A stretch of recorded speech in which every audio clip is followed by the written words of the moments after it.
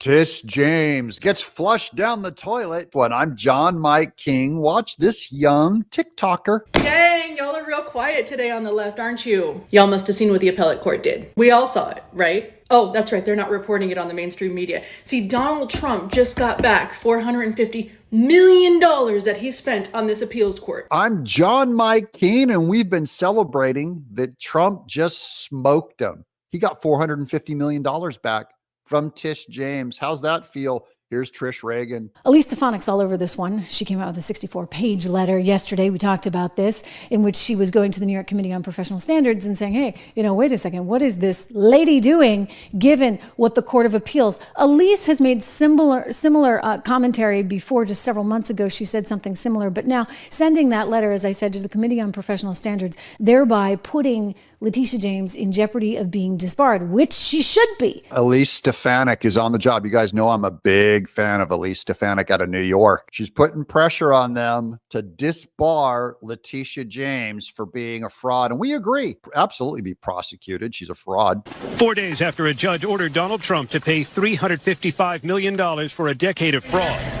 New York Attorney General Letitia James says she's prepared to do everything she can to make sure the former president pays his fine, including, she told us, seizing the buildings that bear his name.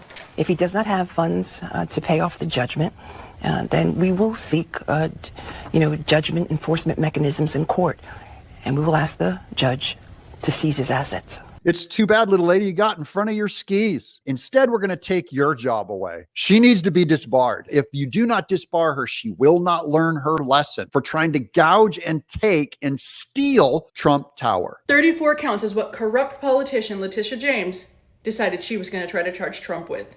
And I knew he was going to win his money back. The judge said, there are no victims in this case. There is no evidence in this case. It was two smart business entities doing business together. The bank said, we don't have a problem. We were paid back. Trump said, we don't have a problem. We paid our loan back with interest. So what's the problem here? And the judge clearly said that it was a clear attack on a presidential candidate and can be misinterpreted for or interpreted as election interference. And now you have the Court of Appeals saying, hey, maybe we need to do something about this.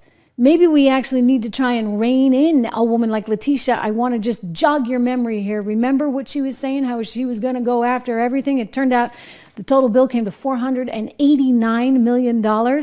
Originally, I think she asked for $250.